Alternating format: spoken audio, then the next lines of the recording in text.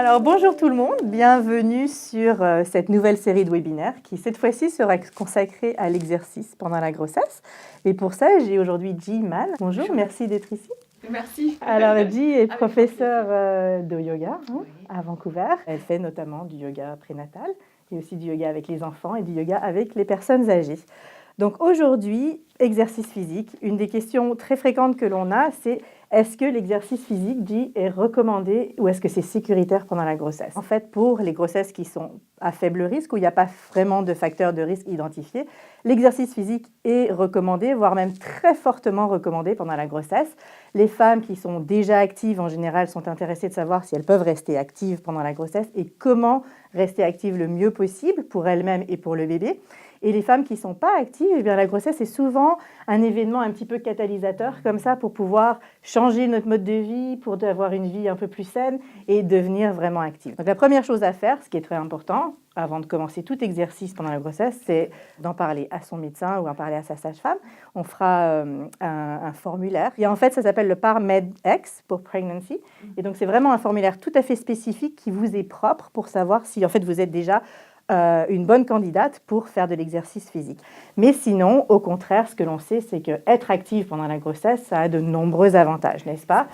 Oui. Donc, notamment un meilleur sommeil, beaucoup plus d'énergie, moins de dépression, une meilleure régulation du sucre, donc moins de risque de diabète de grossesse, moins de risque d'hypertension, des bébés du coup qui sont peut-être de meilleure taille, de taille optimale, mais aussi une meilleure préparation, une meilleure condition physique pour l'accouchement et une meilleure récupération après. Tout à fait. Donc, en gros, c'est maintenir pour avoir une santé mentale et physique. Voilà, maintenir exactement santé mentale et santé physique en douceur. Alors, quand on parle d'exercice physique, il faut faire un petit peu attention. On parle d'exercice physique modéré. Donc, l'idée, c'est vraiment de faire de l'exercice pour maintenir un niveau de fitness qu'on avait déjà, mais pas essayer d'atteindre des nouveaux sommets au niveau performance. On commence par la marche active, la natation, le yoga, c'est des très, très bons sports à commencer. Choisir un sport qui vous fait plaisir. Et choisir aussi, ça, c'est très important. Choisir quelque chose qui vous fait plaisir et qu'on va faire pendant longtemps et plusieurs fois par semaine. Et durable. Les bénéfices seront d'autant plus importants que les mamans font du sport régulièrement, 3-4 fois par semaine, 15 minutes à 30 minutes.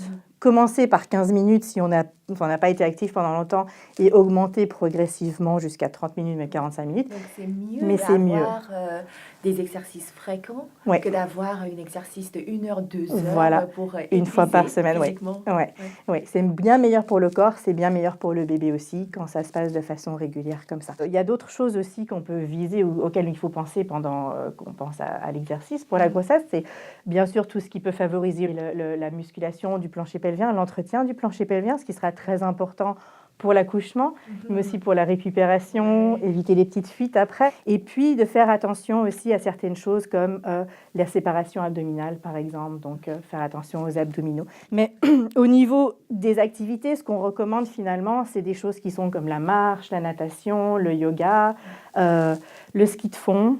La course, si les femmes courent déjà avant la grossesse, alors il n'y a pas de problème, elles peuvent continuer en faisant bien attention à comment elles se sentent pendant qu'elles courent. Éviter tout ce qui est à risque, donc ce qui est à risque d'impact, ce qui est à risque de chute, parce que le centre de gravité va changer et donc la notion d'équilibre va devoir changer avec la grossesse. Éviter des sports de raquettes parce que ce sont des sports qui sont très abrupts.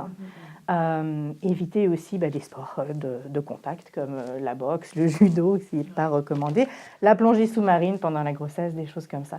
Le problème un petit peu avec le vélo, c'est le fait de la perte d'équilibre. Donc, c'est le fait que le centre de gravité change et donc plus de risque de chute. Donc, c'est pas spécialement recommandé, mais c'est un petit peu une décision individuelle aussi à faire. Faire attention au rythme cardiaque. L'idée, c'est de ne pas augmenter le rythme cardiaque trop non plus, pour être sûr que le bébé soit bien oxygéné. Aussi, faire attention aux fatigues, c'est très très important pour les mamans de s'écouter, de bien écouter les signaux que son corps lui envoie. Si elle se sent fatiguée, il ne faut pas hésiter à arrêter, prendre des pauses. Être aussi tolérante par rapport à son niveau de performance, parce que souvent les mamans sont un petit peu plus fatiguées, donc on n'a pas spécialement le même niveau de performance que quand on n'est pas enceinte, et ça c'est tout à fait normal. Faire aussi un petit peu attention aux blessures ligamentaires. parce que les hormones de la grossesse font qu'en fait, les mamans sont très, très flexibles. Ils se croyaient très souples. Et tout d'un coup, très, très souple, mais c'est possible de se faire en fait, des blessures à long terme qu'on ne voit pas spécialement, qu'on ne dépiste pas spécialement au moment de la grossesse, mais qu'on peut dépister après, une fois que les hormones de la grossesse sont parties et qu'on est un petit peu moins souple. Donc attention de ne pas trop pousser au niveau de la flexibilité et il faut faire attention et avoir conscience de la limite. Voilà, ouais, il faut s'écouter. Donc justement, en parlant de s'écouter, une des pratiques peut-être qui couvre beaucoup de ce dont on a parlé et qui a beaucoup de succès ici à Vancouver, c'est le yoga. Alors il y a différents types de yoga, bien sûr, on en parlera un peu plus avec toi, Ji. Mais le yoga, c'est une des pratiques ou une des activités qui est recommandée pendant la grossesse et qui couvre un peu tous ces aspects, qui permet mental, en fait... physique, spirituel. Oui, mental, physique, spirituel, flexibilité, un petit peu de cardiovasculaire quand on fait les asanas. Voilà, donc Ji, tu es ici pour nous parler de ça. Quels sont les bénéfices du yoga finalement pendant la grossesse? D'abord, c'est santé mentale. Oui. Je trouve que avant tout, c'est très important. Dans une période spéciale comme être enceinte, c'est beaucoup de joie. De l'autre côté, c'est aussi beaucoup de l'angoisse. Oui. C'est beaucoup de connexion. Oui. Il faut se sentir connecté avec le bébé. Donc le yoga, la pratique de yoga, la respiration et savoir s'écouter. Et ça peut aider à créer ce genre de connexion avec soi-même. Et ensuite, créer des connexions avec le bébé. Le bébé. Ça, c'est une. Et ensuite, je trouve que yoga, ça peut aider aussi à aider les femmes enceintes de garder une bonne posture. Parce que parfois, à cause de changements physiologiques... Et à cause de notre mode de vie aussi, un petit peu. Ouais, de façon générale, je pense. Tout à fait, oui. Donc souvent, on est en mauvaise posture parce que quand le ventre grandit et puis notre colonne vertébrale commence à s'étirer vers devant, et beaucoup de femmes, quand il y a une faiblesse de musculation sur le dos, ils se plaignent souvent d'avoir mal au dos. Ouais. Et ensuite, mal sur les ligaments, petites douleurs, des inconforts. Ouais. Donc, faire le yoga, ça peut aider à maintenir en bonne posture. À gérer ces inconforts. Exactement. Ouais. Et en plus, il y en a beaucoup de postures, ça s'implique à pratiquer sur l'équilibre du corps. Donc, toujours garder sur le centre du corps.